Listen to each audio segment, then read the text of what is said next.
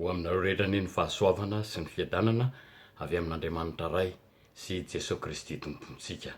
Amen.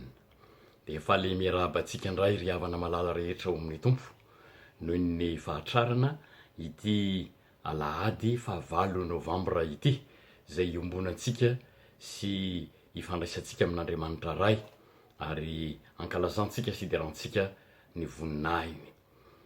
Liturgie endriny fahatelo no arahantsika amin'ity anio ity ka ampitany ny fanahy masina amintsika amin'ny alalan'ny fiangonana hoe miandrandra famonjena ny meno.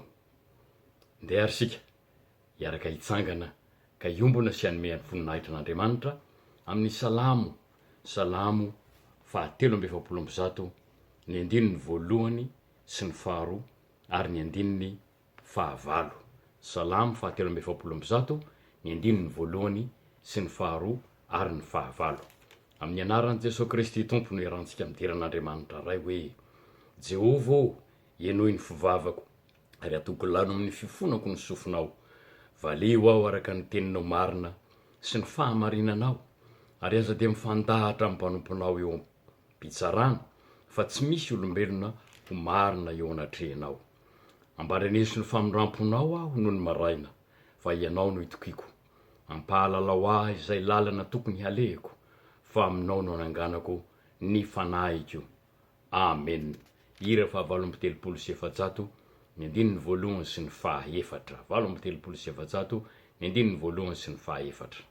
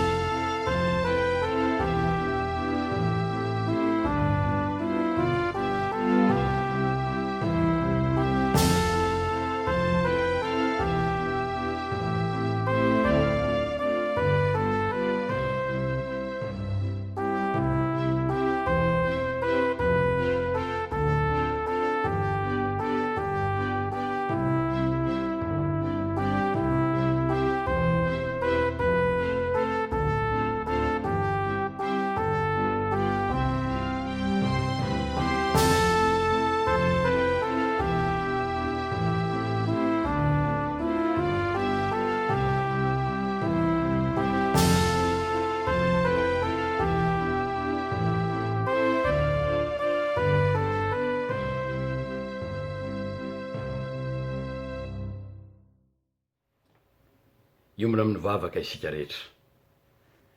Misaotranao zahay ry Andriamanitra rainay io, fa nitominao ka afaka manatonanao amin'ny mpifaliana, iaino sy handray ny tiany fiainana atolotra ho anay.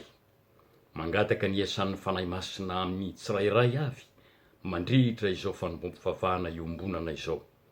Ho tsapanay anio indray ani, fa tahanao zava-mahagaga sy zava-baovao aminay ianao, ahazonay hery itompo finoana ary ahazonay hanompo anao noho ny fanatrehanao anay. Ko tareo zahay amin'ny zavatra rehetra ataonay anio eto amin'ity fiaonanay aminao ity, ho fanomezim-boninahitra ny anaranao masina ry Andriamanitra ray sy zanaka ary fanahy masino. Amin'ny anaran'i Jesosy Kristy. Amen. Ankehitriny ry havana dia tonga eo amin'ny 10 minitra ho an'ny sekoly alahady isika. Ary aorian'izay, raha vao vita ny 10 minitra ho an'ny sekoly alahady, dia ataotsika avy hatrany ny hira faha 7:70 ny andininy voalohany, ry fanahy mpanazava, ary miroso amin'ny vavaka sy ny famakinan'ny soratra masina zay tanterahantsika any amin'ny isan'ny tokantrano any. Miroso amin'ny vavaka sy ny famakinan'ny soratra masina zay andraisantsika anjara mivantana any amin'ny isan'ny tokantrano any. Ankehitriny ary dia mandroso amin'ny 10 minitra ny sekoly alahady isika. Bonjour les enfants, bonjour les grands. Le thème pour ce mois de novembre au sein de la FGKM est Nyanja Famunzenanimi, que j'ai traduit par Les chrétiens attendent avec impatience le salut. Prions, Seigneur Jésus, merci car même si nous ne pouvons pas aller à l'église ce dimanche, tu nous donnes les moyens pour que nous puissions continuer à écouter ta parole et connaître ta volonté. Remplis chacun de nous de ton Saint-Esprit pour que ta parole puisse prendre vie en nous. En ton nom Jésus, nous faisons cette prière. Amen. Le verset que nous allons retenir pour ces 5 minutes se trouve dans le passage de Luc, chapitre 12, versets 35 à 40, que nous allons lire ensemble au nom de Jésus. Que vos reins soient sains et vos lampes allumées, et vous, soyez semblables à des hommes qui attendent que leur maître revienne des noces, afin de lui ouvrir dès qu'il arrivera et frappera. Heureux ces serviteurs que le maître, à son arrivée, trouvera veillant. Je vous le dis en vérité, il se scindra, les fera mettre à table et s'approchera pour les servir. Qu'il arrive à la 2e ou à la 3e veille, heureux ces serviteurs s'il les trouve veillants. Sachez-le bien, si le maître de la maison savait à quelle heure le voleur doit venir, il veillerait et ne laisserait pas percer sa maison. Vous aussi, tenez-vous prêts, car le Fils de l'homme viendra à l'heure où vous n'y penserez pas. Amen. Pour illustrer autrement ce passage que nous venons de lire, je vais vous raconter ce qui s'est passé pour 2 petits garçons. L'histoire s'intitule « Soyons prêts ». Maman part faire des courses. Avant de partir, elle demande à ses 2 garçons de ranger leur chambre. « Les garçons, j'y vais. Pendant ce temps, je veux que vous rangiez votre chambre. » Les 2 fils répondent « Oui maman, ne t'inquiète pas, nous allons bien ranger notre chambre. » Une fois maman partie, le premier fils dit à son frère « Oh, maman, quand elle part faire des courses, elle ne revient jamais avant des heures. J'ai le temps de jouer un petit peu, après je rangerai. » Le deuxième fils lui dit « Moi, je vais commencer pour que tout soit bien rangé à son retour. » Après avoir bien joué, le premier fils s'allonge sur son lit et dit « Oh, je suis fatigué, oh, je vais me reposer d'abord et après, je serai en forme pour commencer à ranger. » Le deuxième fils, lui, au contraire, continue. Il range son lit, son placard, ses jouets. Pour lui, tout est prêt quand maman franchit la porte.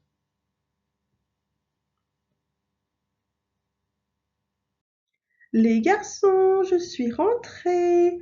Est-ce que les chambres sont bien rangées? Oh, le premier fils ne pensait pas que maman allait rentrer si tôt. Il n'a pas vu le temps passer et il se fait gronder. Maman n'est pas très contente de son comportement. Tandis que son frère se fait féliciter et reçoit même une récompense surprise. Dans les 2 histoires, les serviteurs, comme les 2 fils, avaient une mission. Les serviteurs ne devaient pas s'endormir pour pouvoir ouvrir la porte au maître lorsqu'il rentrerait. Ils ne savaient pas à quelle heure le maître allait rentrer, mais ils devaient se tenir prêts. Et dans l'histoire des 2 fils, c'est pareil.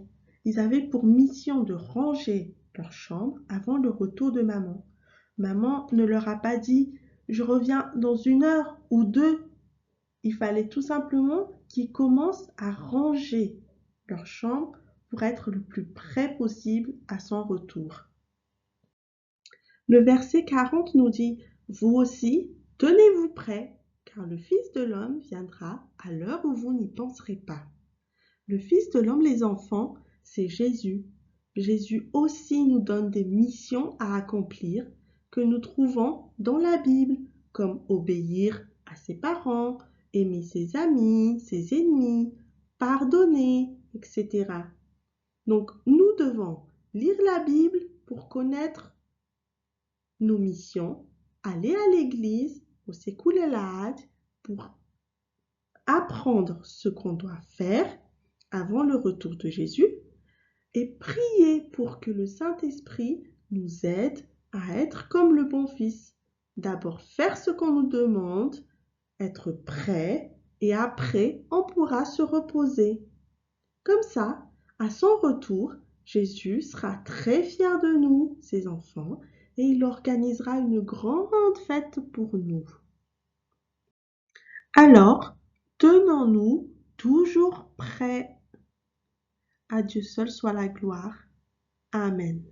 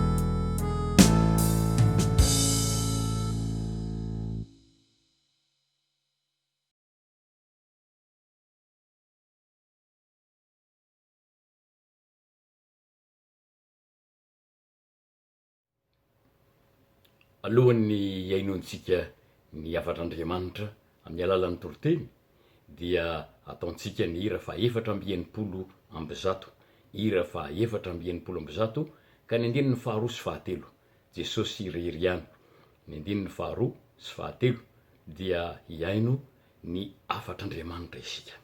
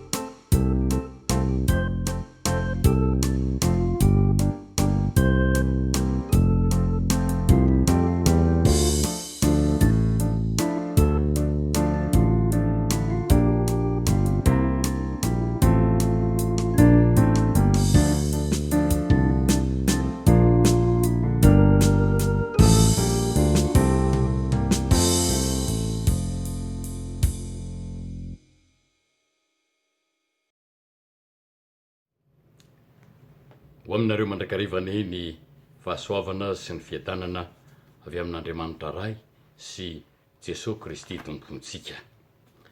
Ny tenin'Andriamanitra izay hotorena amintsika amin'ity anio ity dia araka izay hita ao amin'ny epistily ho an'ny Titosy, Titosy toko faha 12, Titosy toko faharoa, zafady, Titosy toko faharoa manomboka amin'ny andininy faha 12 ka hatramin'ny andininy faha 15. Titosy toko faharoa manomboka amin'ny andininy faha 12. Hoy ny fivaky ny teny amin'ny anaran'i Jesosy Tompo. Fa efa miseho ny fahasoavan'Andriamanitra izay famonjena ny olona rehetra, mampianatra antsika handaza toe-panahy tsy araka an'Andriamanitra sy ny filàno zao tontolo zao, ary ho velona amin'ny onony sy ny marina ary ny toe-panahy araka an'Andriamanitra amin'izao ankehitriny zao, miandry ny fanantenana mahafinaritra sy ny fisehoan'ny voninahitr'Andriamanitra lehibe sady mpamonjy antsika dia Jesosy Kristy izay nanolotra ny tenany hamonjy antsika mba hanavotany antsika ho afaka amin'ny ota rehetra sy anadiovany izay olona ho an'ny tenany sady ho mazoto ho amin'ny tenany sady ho mazoto indrindra amin'ny asa tsara. Amen. Iray amin'ny fiteny mahamintsika kristianina ny teny hoe fahasoavana ary dia manandanja manerana ny testamenta vaovao koa izany. Mahafinaritra ery ny miaino antsika kristianina amin'ny teny hoe Rahaba nahazo fahasoavana noho ny fahasoavan'Andriamanitra, Andriamanitra manan-karem-pahasoavana sy ny maro hafa tsy hary voalaza eto. Ny apôstôly Paoly dia fatra mpampiasa ny teny io matetika. Hoy izy eto raha miteny amin'ny Titosy zanany izy, satria Titosy keo dia zanany araka ny finoana, ilay Titosy napetrany hitondra ny fiangonana tany Kreta ary mbola tena ao anatin'ny fahatanoran'ny indrindra koa izy tamin'izany. Hoy izy eo amin'ny 1:12, fa efa miseho ny fahasoavan'Andriamanitra izay famonjena ny olona rehetra. Malalaka loatra ihany ny fahalalantsika io teny hoe fahasoavana eo, zay lazainy mazava eto ny heviny hoe inona moa lay fahasoavana. Dia omeny antsika amin'ny 5:12 hoe ny fahasoavana dia nanoloran'ny Kristy ny tenany sy nanadiovany, nanavotany antsika ho afaka amin'ny ota rehetra ary anadiovany olona ho an'ny tenany sady mazoto indrindra ho amin'ny asa tsara rehetra. Tsy andray teny ho an'ny asa tsara rehetra tsony aho revana, satria mazava tsara fa Jesosy mihitsy no miteny hoe ny raiky miasa mandraka ankehitriny, izaho koa miasa ary isika koa tsy maintsy miasa raha mbola atoandro ny andro, raha mbola azo anatanterahana ny asa zany. Fa ny teny hoe fahasoavana, io teny hoe fahasoavan'Andriamanitra io, ary ao amin'ny filazantsarany i Jaona amin'ny toko voalohany 17:12 dia miteny hoe ny lalàna dia nomena tamin'ny alalan'ny Mosesy, fa ny fahasoavana sy ny fahamarinana kosa dia tonga tamin'ny alalan'i Jesosy Kristy. Dia tamin'ny alalan'i Jesosy Kristy voafantatra ny atao hoe fahasoavana, ary izy tenany mihitsy izany fahasoavana izany. Nahoana moa? Ny zavatra misy matetika zao, ny efa vokatry le fahasoavana, ny efa vokatry le fahasoavana no tenenintsika hoe fahasoavan'Andriamanitra, fa tsy ilay tena fahasoavana loatra. Mifangaro reo ka manjary ilay efa vokatra avy amin'izany fahasoavana zany no lazaintsika hoe fahasoavan'Andriamanitra. Fa ny tena fahasoavan'Andriamanitra araka io lazain'ny apôstôly io dia hoy izy hoe ny nanoloran'ny Kristy ny tenany mba hanavotany antsika ho afaka amin'ny ota rehetra. Nanavotany antsika mba ho afaka amin'ny ota rehetra, anadiovana zay olona ho an'ny tenany, zany hoe zay olona mino azy ao aminy sady mazoto indrindra reo ho amin'ny asa tsara rehetra. Ka hita eto zany fa ny fahasoavana dia ny nataon'ny Kristy ho antsika, ny zava-bitany ho antsika. Fa ny fanoloran'ny tenany izay ambaran'ny Filipianina 4:5 dia amafisiny ary manamafy zay voalaza ao amin'ny Isaia 13:15 zany. Dia izy nidina nihetry, hoy ny filazan'ny Filipianina azy, nihetry nidina ambany no hevitra zany, toy ny mpanompo fa tsy fantatra hoe Andriamanitra. Ary dia nolavin'ny olona tsy ho Andriamanitra tokoa izy, nataon'ny olona tsinotsinona ary tsy tian'ny olona ko jerena akory, hoy ny soratra masina, nampahoriana, nampijaliana, nolefonina ary maty mihitsy.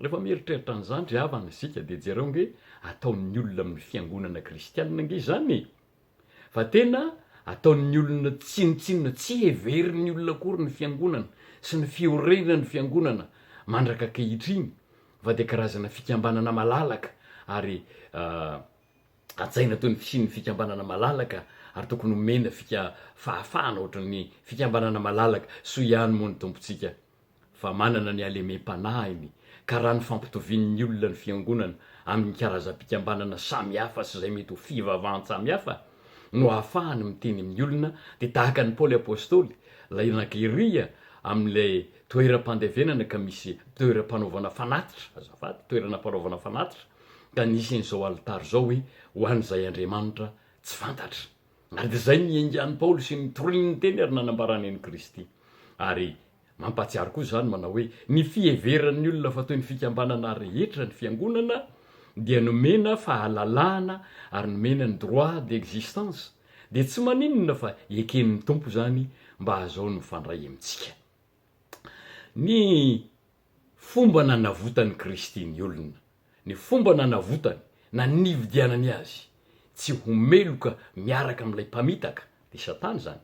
Asiko teny kely eto ny hoe nanavotany, manavitra, fanavotana. Ny hevitry ny teny hoe manavitra dia mazava tsara na amin'ny teny malagasy tsika na amin'ny teny grika. Fa ny hoe manavitra dia nividy nanala teo am-pelantanan'ny hafa tamin'ny alalan'ny fividianana ka namerina. Maka ohatra aho hanamarinana azy. Ny ray aman-dreny nampitany zanany dia manao izay ahazoana ny vola rehetra mba ampitana ny zanany ary namidy tamin'izany na ny tanimboly na ny tanimbary. Ka rehefa tafita lay zanaka nanomboka nahazo karama nahazo vola dia tonga kosa izy mba anavitra lay tany namidy tamin'ny nampitana azy. Zay le hoe fanavotana, zany hoe nomenya ny vidin'lay tany nivarotany ray aman-dreniny azy, nomeny ilay olona ny vidin'lay tany tamin'izany fotoana zany ka navotany mba ho eo am-pelantanan'izy menakavy amin'izay ilay tany satria tsy namidy varomaty, zany hoe tena hoe definitiva ka tsy azo averina intsony fa namidy fehivavana ozy ny fomba fiteny an'i Madagasikara ny hoe namidy fehivavana zany hoe mbola azo averina rehefa tonga ny fotoana dia novidiny iny ka navotany lay tany namidy ny ray aman-dreniny ary de nanjary azon'izy taranaka ihany.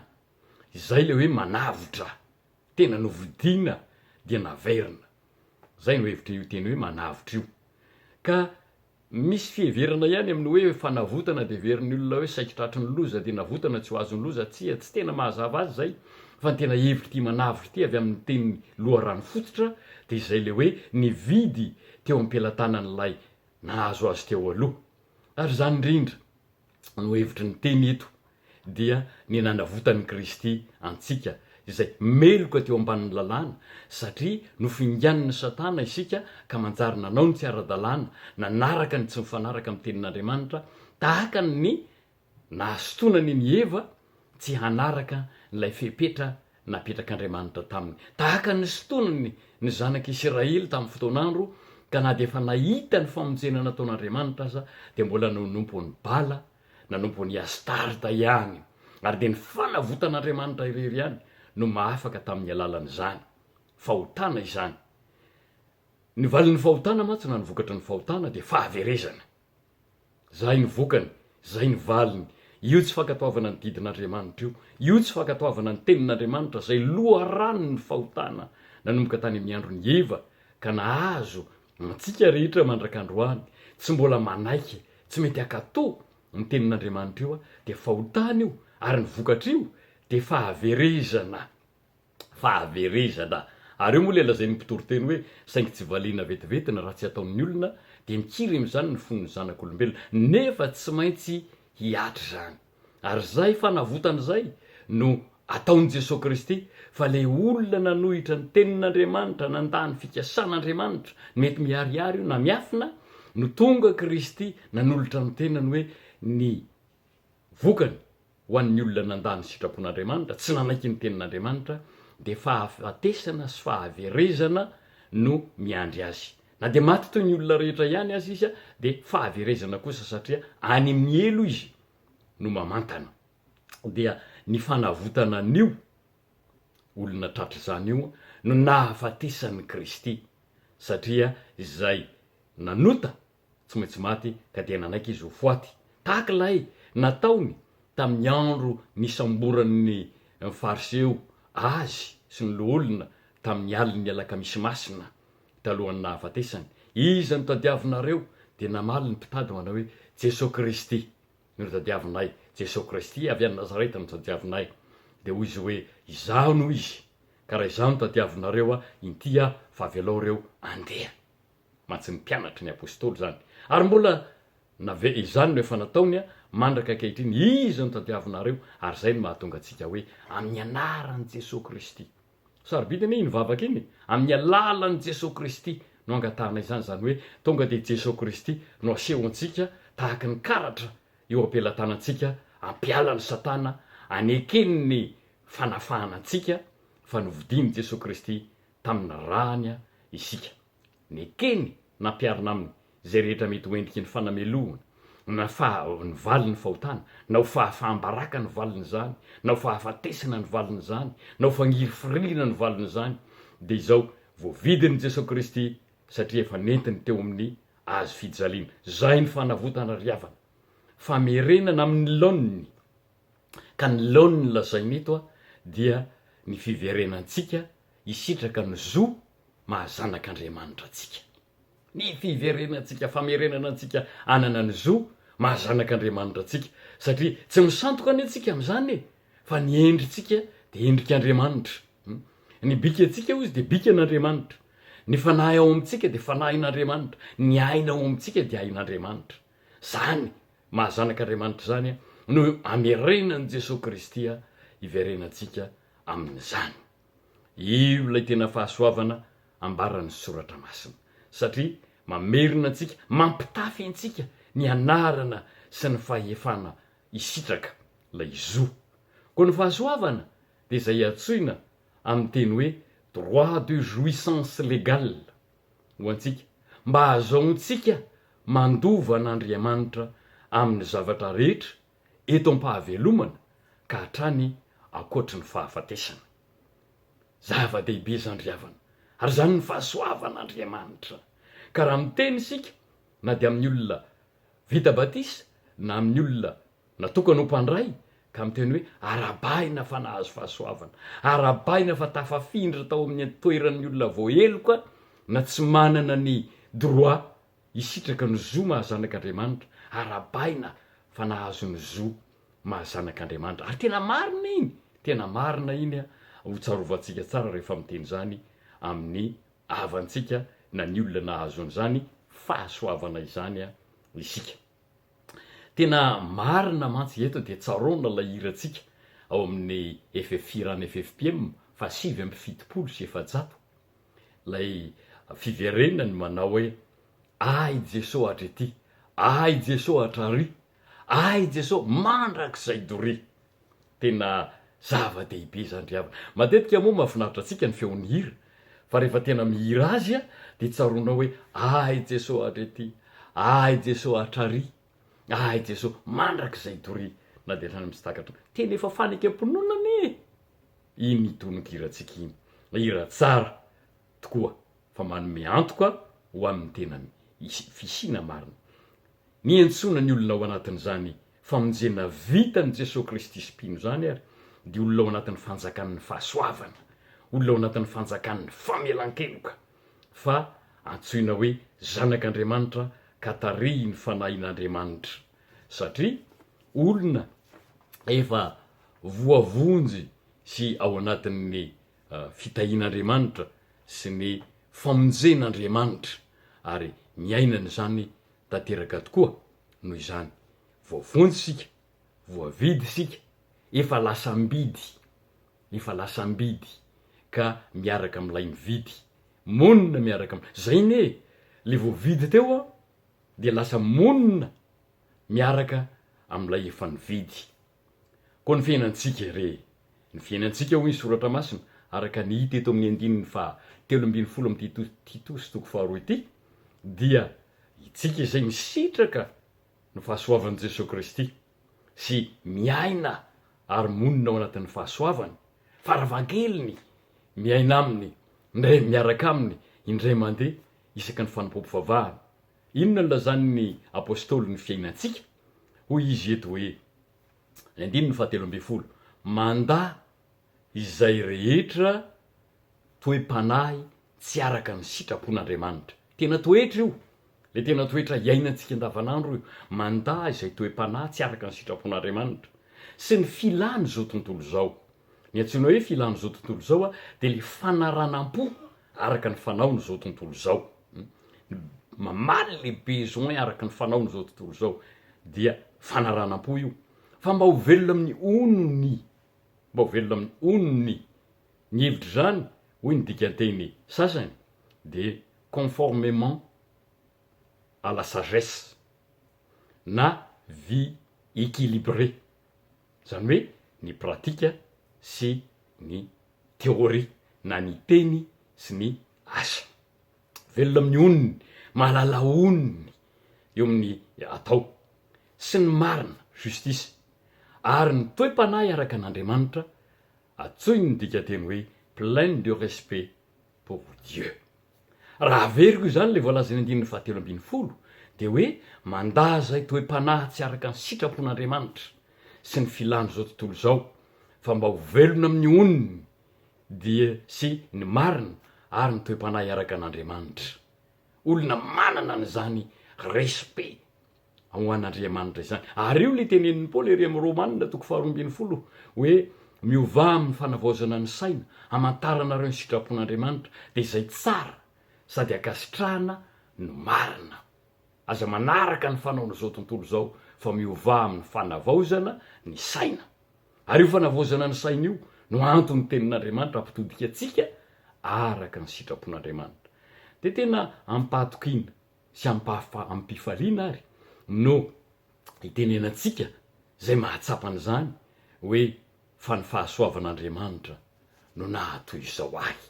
Zay ny le hoe fa ny fahasoavan'Andriamanitra, izaho zay mpanohitra hoy ny apôstôly Paoly, izaho zay namono olona hoy ny apôstôly Paoly, dia tsy mendrika atao hoe apôstôly akory aho, fa natao hoe tena olona jentilisa mpanohitra tokoa, saingy ny fahasoavan'Andriamanitra no nahatoy izao aho. Ary tsy zaho akory aza fa ny fahasoavan'Andriamanitra no niara-ny asa tamiko, ilay fanavotan'Andriamanitra no tao amiko. Manjary fiainana feno fahatokina na de ao anatin'ny sarotra aza, fiainana feno fahatokina satria efa maty Kristy ary efa nitsangana Kristy, zany hoe efa nentin'ny Kristy ny problema sy ny famelezana rehetra samihafa, ary efa nitsangana Kristy ka apetrany ato amiko koa izany fandreseny zany. Marina le teny voalazany Isaia mpaminany hoe na de mandeha mamaky ny afo azy ianao de tsy ho may ary tsy rehetra aminao ny lelafo, na de mandeha mamaky ny ony azy ianao de tsy hanafitra anao ny rano. Zany hoe tsy maintsy mandalo an'izany fa saingy afaka satria tahaka ny nahafahan'ny Kristy nandresy lay fahavalo farany, de ny fahafatesany zany de tahaka izany koa no andresentsika izay mino. Ny mpino miandrandra famonjena ary, ny mpino miandrandra famonjena ary dia isika mihitsy izay efa ao anatin'ny fahasoavan'Andriamanitra, misitraka ny fahasoavan'Andriamanitra dia ao amin'ny Kristy. I Kristy ilay manana ny fahefana rehetra any an-danitra sy ety an-tany, ary efa taoriana ny fisanganany maty izy vao ny tenin'io, efa nomena hoy izy ny fahefana rehetra any an-danitra sy ety an-tany, de andresena ny fandresena rehetra. Ary amin'izay zay eo amin'ny Kristy dia olom-baovao ary afaka miteny tsara tahaka ilay faharesen-dahatra Paoly apôstôly hoe iza no ahasaraka atsika ary amin'ny fitiavan'Andriamanitra zay eo amin'ny Kristy, fahoriana va sa fahantrana sa faninjena sa loza sa mosary sa arety mandringana, fa mamindrenirehetrireny azy sika noho ny fitiavan'Andriamanitra ao amin'ny Kristy ka nandraintsika ho zanany, de manoatra noho ny mpandresy isika amin'ny alalan'ilay tiantsika. Tsy maintsy mandalo ny reny sika fa mpandresy. Aiza moa ny ilazananao hoe mpandresy raha toka tsy misy zavatra noresenao, raha tsisy vavolombelona fa niadinao, nitolomanao, nandresenao, de amin'izay indrindra no itenenany tompo hoe manotra noho ny mpandresy isika amin'ny alalan'ilay tiantsika, ary dia mambatoky matokia fa na fiainana, na fahafatesana, na zavatra any ambony, na zavatra ho avy, ninninona am'izao zavatra ary rehetra zao dia tsy ahasaraka atsika amin'ny fitiavan'Andriamanitra izay ao amin'ny Kristy ka mahatonga atsika hoe kristianina. Ry havana, ny mpino miandrandra famonjena dia olona efa ao amin'ny Kristy izay nampitafiny ny heriny tokoa ka nilazany raha mbola niady mafy azony hoe ampy ho anao ny fahasoavako, ka tsy ny fahalemenao fa ny heriny izay maharesy hatramin'ny fahafatesana. Fahavalo, ino iantohony ianao, tsy ny fahalemenao fa ao anatin'io izay heverinao fa mampahalemenao io aza. Raha mino ny Jesosy Kristy ianao dia ny heriny izay maharesy hatramin'ny fahafatesana no iantohany ianao, no iantohany ianao. Ary amin'izay fotoan'izay no tena hatsapahanao fa raha ao amin'ny Kristy isika, ny zavatra rehetra hoy ny apôstôly Paoly dia miara-miasa ahasoantsika. Izany fahasoavan'ny Kristy izany no ampisitrahany antsika ny zavatra rehetra izay miaraka miasa mba ahasoantsika. Dia azo mitoetra ho anisan'izay tsy mino intsony fa minoa dia ho hitanao ny voninahitr'Andriamanitra ray miasa eo amin'ny fiainanao isan'andro. Ho an'Andriamanitra irerany ny voninahitra. Amen.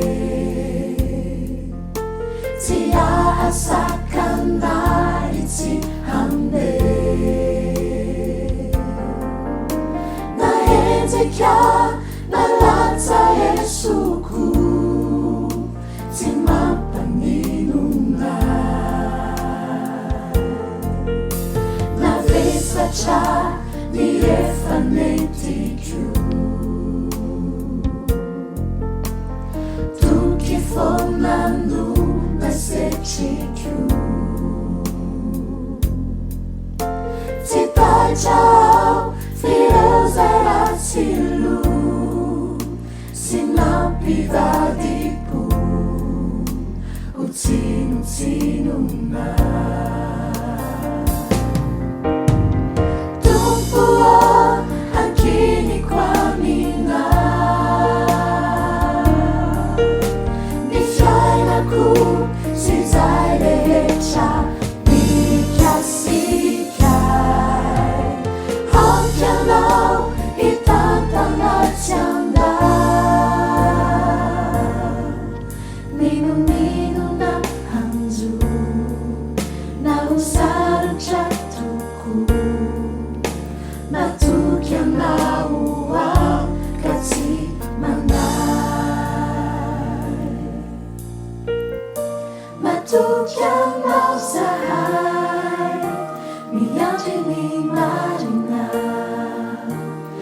fantatrayanao fa tsy miangatra tomboao miandrandranao zahay miandry ny rariny tsy manay ny fanay mananana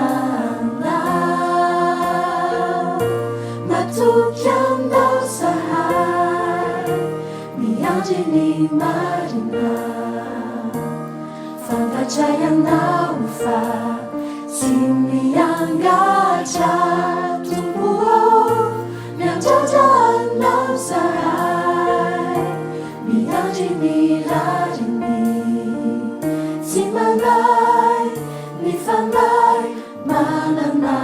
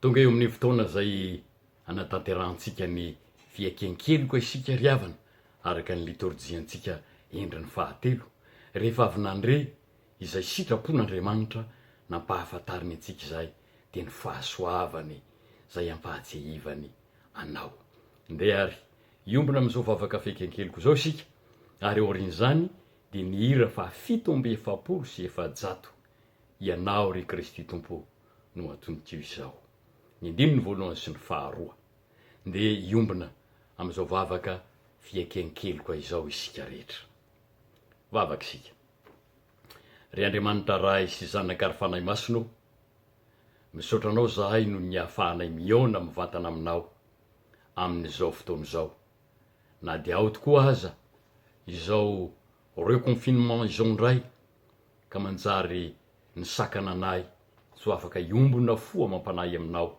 ao amin'ny trano zay natokana ionanao aminay sy fandraisanay aminao misaotranao ry Tompo noho ny fampahafantaranao ny fikasanao momba ny fiainanay izay nitiavinay sy ny handresenay ary rehefa nampahafantaranao anay zany tamin'ny alalan'ny teninao teo nanolotra ny Jesosy Kristy ho mpamonjy sy mpanavitra anay na dia efa mena toy ny jaky aza ny fahotanay ny fandikanay ny teninao ny tsy finoana ny didinao ny tsy fankatoavanay anao Jesosy Kristy fa Andriamanitra manan-kery Andriamanitra manan-kery ianao Tompo efa tsy nino zahay efa tsy nankatoa zahay nefa dia tsy mampaninona anao ny nanolo-tena ilanja izay rehetra mety ampahoriana ilanja ny fahotany izay rehetra nanota teo anatrehanao ka ianao no nanolo-tena mba hampiarana izany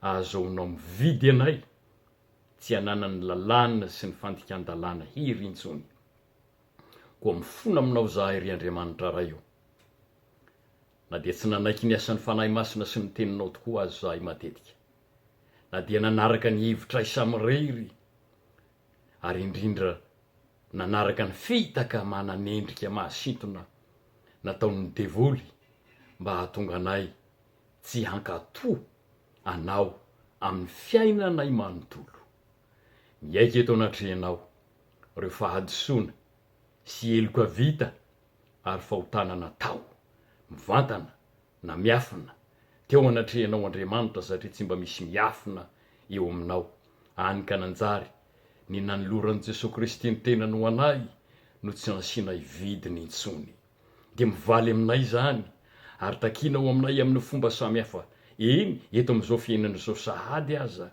no efa hijinjanay ny akamaronony vokatry reny fa tsy mahatsiaro teny zahay hoe izany no antony. Mitodika aminao zahay Andriamanitro, mitodika aminao zahay ka mifona aminao mba tsy hivalian'ny ratsy rehetra nataonay amin'ny alalan'ny fomba samihafa. Tompo, mifona aminao zahay, ary izany fifonana izany no angatahanay hoe mamelà ny helokay, sitranony marary, atanjaony malemy, diovy ireo manana eritreritra ny vesara ny fahadisoana sy ny faharatsiana rehetra ka manjary tsy manana fanantenana intsony, satria rahonany devoly ary tsy avelany ahita fifaliana. Tompo, mamindrafo aminay ka mamelà anay mba tsy hivaly aminay, tsy hivaly amin'ny ankohonanay izay rehetra tsy nety nataonay teo anatrehanao. Amin'ny anaran'i Jesosy Kristy Tompo no angatahana izany. Amen.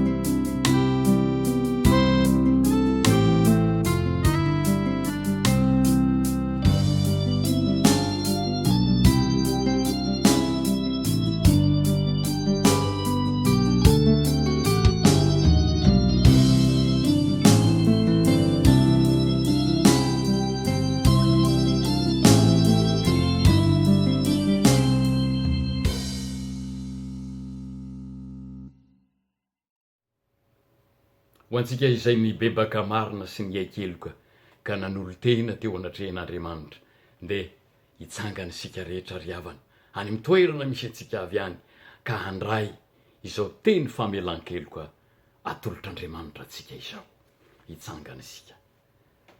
Fa voasoratra hoe, raha misy manota dia manana solovava ao amin'ray isika, dia Jesosy Kristy ilay marina, izy no avitra noho ny fahotantsika. Fa efa tonga ny zanak'olona hitady sy hamonjy ny very.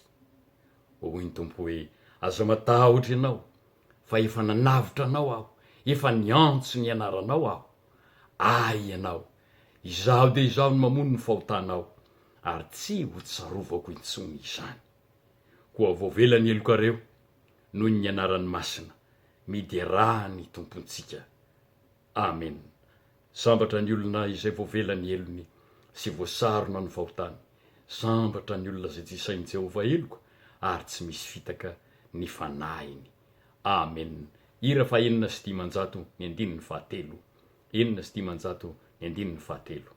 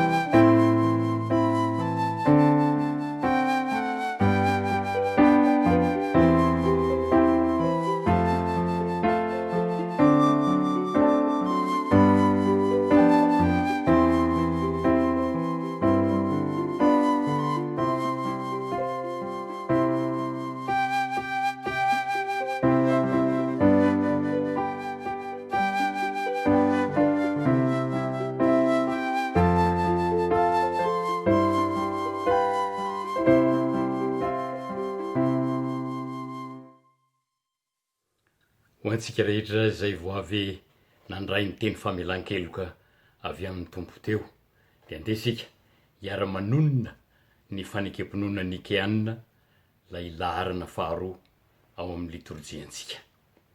Iombona ary sika amin'ny ray feo ka hanao hoe isika mino an'Andriamanitra iray, ray tsy toa, mpanao ny lanitra sy ny tany ary ny zavatra rehetra na ny hita na ny tsy hita, ary an' Jesosy Kristy tompo iray, zanaka lahy tokan'Andriamanitra, materaky ny ray ny talohan'izao rehetra zao, ny mazava avy amin'ny mazava, Andriamanitra tokoa avy amin'Andriamanitra, nateraka fa tsy natao, miray amin'ny zavatra rehetra. Izy no naharena izao tontolo zao, noho ny amintsika olombelona, sady ho famonjenantsika dia nidina avy tany an-danitra izy, ary nataon'ny fanahy masina nofo avy tany Maria Virjiny, dia tonga olona izy. Nombona teo amin'ny azo fijaliana ho fanavotana antsika tamin'ny nanapahany Ponty Pilato izy, maty izy ka nalevona, nitsangana tamin'ny maty tamin'ny andro fahatelo arak'izay voasoratra izy. Niakatra ao any an-danitra izy, ary nipetraka eo tanakavanana ray, avy any hiaviany indray amin'ny voninahitra hitsara ny velona sy ny maty, ary ho mandrakizay ny fanjakany. Isika mino ny fanahy masina, tompo sady mpanome aina, zay avy amina ray sy ny zanaka, ka hitsahoana sy ankalazaina miaraka amina ray sy ny zanaka. Izy dia niteny tamin'ny vavan'ny mpaminany. Isika mino ny fiangonana iray, masina, miorina amin'ny fanambaran'ny apôstôly, ary manerana izao tontolo zao. Isika manaiky ny batisa iray ho famelan-keloka, sady manantena ny fitsanganan'ny maty ary ny fiainana mandrakizay. Amen. Ankehitriny dia tonga eo amin'ny fotoana hanatazana ny rakitra isika, ho toy ny fanatitra hanomezantsika voninahitra n'Andriamanitra ary fanohizana ny asa tsara arak'izay efa nandraisantsika ny fahasoavana tamin'ny tompo. Ny hira fa 870, ny andininy voalohany no ataontsika amin'izany, ary atolontsika amin'ny alalan'ny hira fa 177, andininy fahatelo, izany fanatim-pisaorana ho fiderana izany.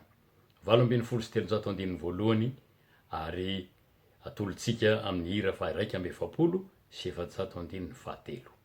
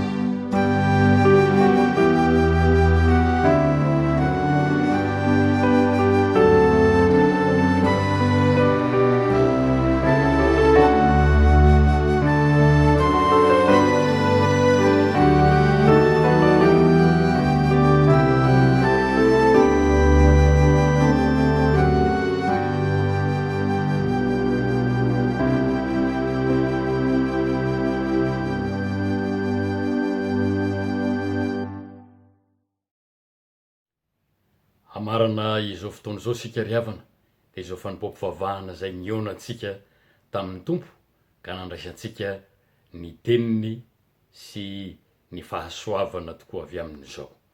Ny hira fa 370 ny andininy faharoa no ataontsika alohan'ny tsodrano, ary ny andininy fahatelo ao arinan'ny tsodrano. 370 ny andininy faharoa.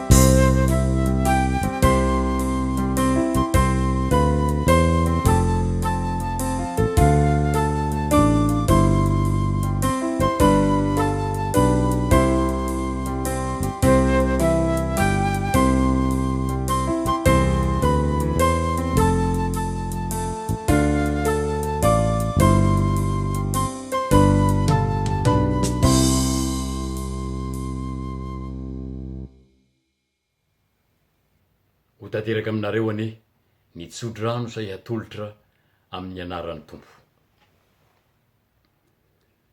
Jesosy Kristy tompontsika sy Andriamanitra raintsika izay efa tiantsika ka nanome antsika fampiononana mandrakizay sy fanantenana tsara amin'ny fahasoavana no ampionona ny fonareony sy ampahery anareo amin'ny asa sy ny teny tsara rehetra ho aminareo anie ny fahasoavan'i Jesosy Kristy tompo. Amen.